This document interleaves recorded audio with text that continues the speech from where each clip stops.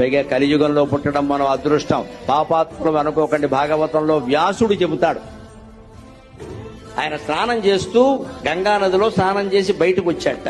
నీటిలోనే నిలబడి సంధ్యావందనం చేసుకుంటూ కన్నీళ్లు కారుస్తున్నట్ట వ్యాసుడు.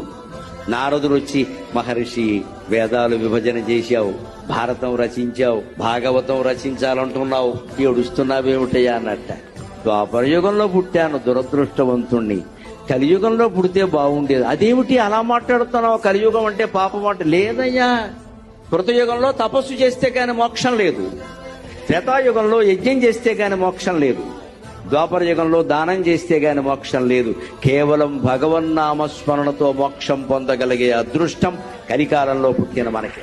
మన కాపాడగలిగేది భగవన్నామం ఒకటేనమ్మా, వేరే ఏమీ లేదు ఇక్కడ, వేరే ఏమీ లేదు. పైగా Download